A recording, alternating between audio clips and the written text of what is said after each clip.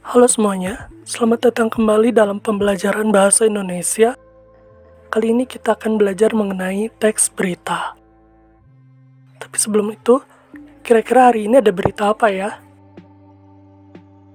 Nah, ini dia tangkapan layar yang diambil pada tanggal 25 Juli 2021 jam 14.15 dengan kata kunci berita 2021. Di sini terdapat banyak sekali berita. Termasuk di situ ada juga artikel mengenai sinetron ya, dan ada mengenai CPNS,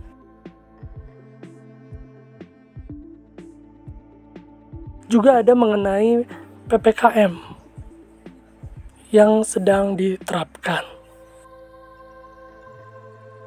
Sekarang kita mudah sekali ya mendapatkan berita terkini. Tinggal mencari di Google dengan kata kunci tersebut, kita dapat mengakses semuanya. Lalu, berita itu apa? Nah, menurut KBBI versi kelima, ini aplikasinya sudah bisa kalian unduh ya di Play Store.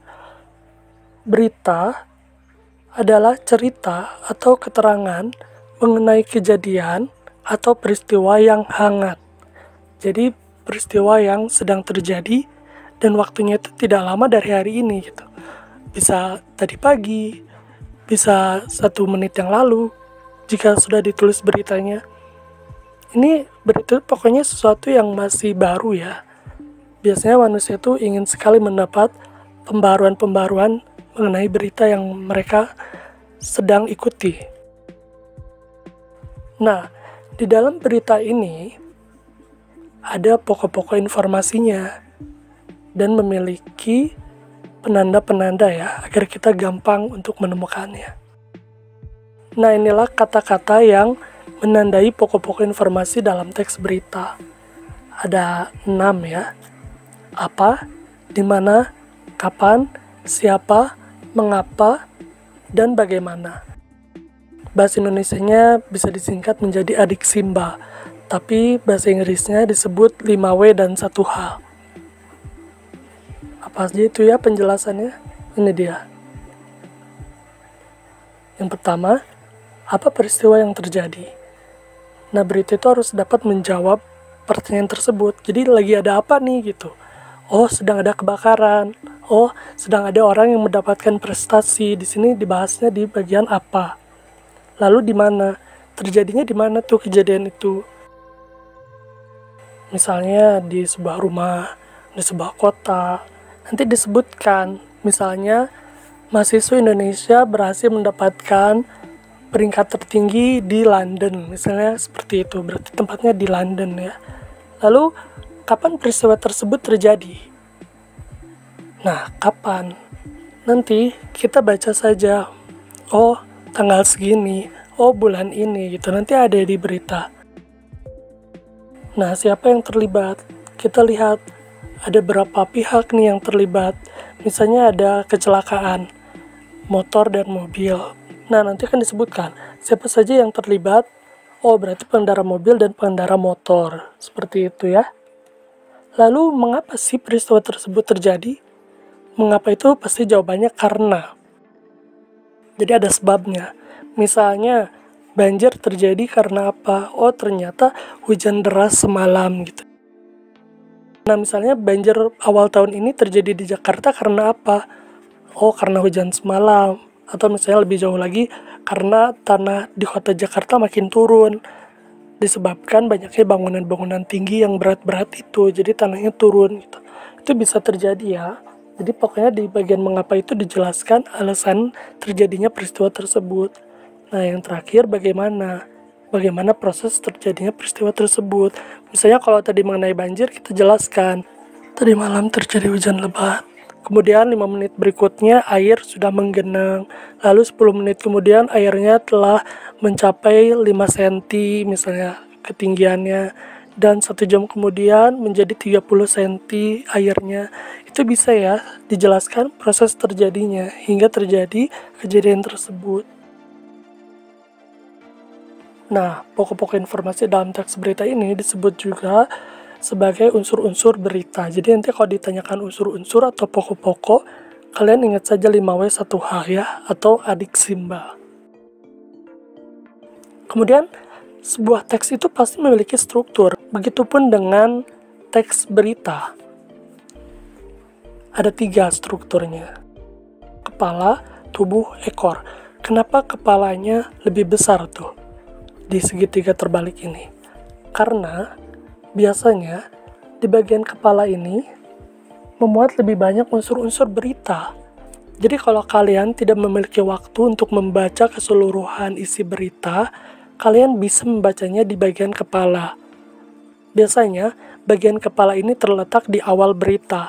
Jadi jika kalian hanya memiliki waktu 1 menit misalnya, kalian bisa baca saja awalnya. Nanti kalian pasti akan paham, oh berarti telah terjadi kejadian ini di tempat tertentu gitu. Kemudian ada tubuh. Tubuh ini biasanya berisi jawaban dari pertanyaan bagaimana. Jadi lebih ke prosesnya. Di bagian tubuh ini lebih dijelaskan nih proses-prosesnya. Misalnya mengenai siswa yang berprestasi dalam Olimpiade Matematika misalnya. Di sini dijelaskan nih bagaimana siswa tersebut dapat memenangkan Olimpiade. Misalnya dia tuh karena memang sudah berprestasi dari sekolah dasarnya. Kemudian ketika masuk SMP dia juga masih tetap berprestasi. Dan akhirnya guru mengajaknya untuk mengikuti Olimpiade Matematika dan akhirnya menang gitu. Lalu ada juga ekor. Ekor ini biasanya bagian yang kurang penting dalam sebuah berita. Misalnya kita sedang menjelaskan mengenai seorang siswa yang mendapatkan piala Olimpiade Matematika.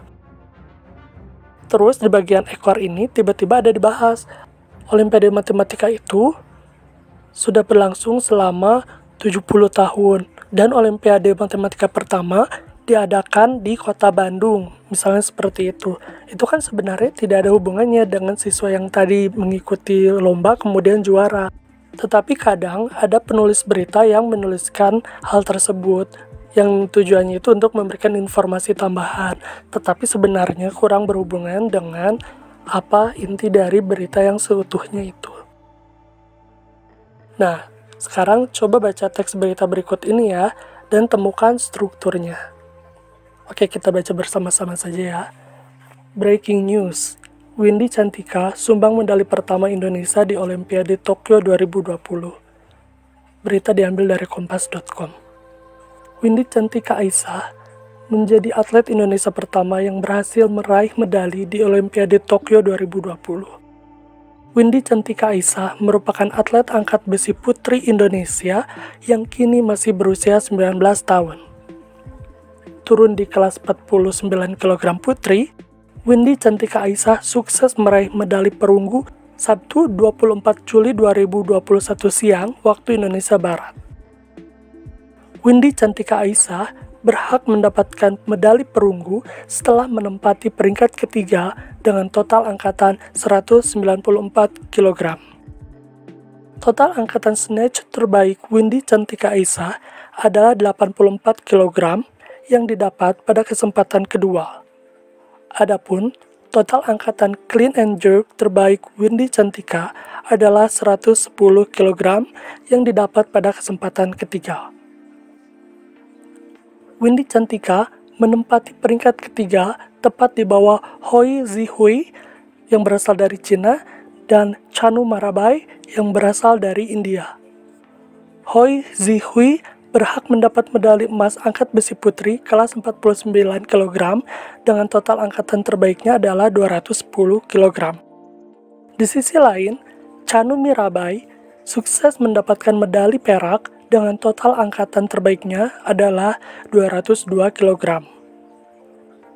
Angkatan total Windy di Tokyo 2020 seberat 194 kg ini merupakan peringkat besar dari event kejuaraan Asia yang berlangsung di Tashkent, Uzbekistan pada medio April 2021. Ketika itu ia mengangkat total seberat 189 kg dan berkat keberhasilan tersebut, Windy berhak mendapatkan 1 tiket ke Olimpiade Tokyo ini. Windy juga merupakan pemenang medali emas pada SEA Games 2019. Nah, kira-kira kalian sudah menemukan belum strukturnya? Sepertinya kita sudah mulai saja ya, karena pasti kalian sudah menemukannya. Ini dia strukturnya. Yang paragraf pertama itu merupakan kepala berita. Ya kan? Karena berisi lebih banyak informasi. Kita dengan membaca paragraf pertama ini, kita sudah tahu siapa orang yang mendapatkannya, apa yang didapatnya, di mana ia mendapatkannya. Lalu di sini disebutkan juga kapan ia mendapatkannya. Di sini lebih banyak beritanya. Lalu ini adalah tubuhnya, tubuh berita. Pada tubuh berita ini dijelaskan bagaimana Windy berhasil mendapatkan medali tersebut. Kemudian, ternyata berita ini memiliki ekor ya, karena tidak semua berita memiliki ekor sebenarnya, tapi berita ini memiliki, yaitu pada paragraf ke-4. Pada paragraf ke-4, di sini disebutkan bahwa Windy pernah memenangkan medali emas pada SEA Games 2019. Nah, sebenarnya yang ingin dikabarkan kan Windy yang memenangkan medali di Olimpiade Tokyo. Tapi di sini dijelaskan bahwa ia adalah pemenang SEA Games 2019.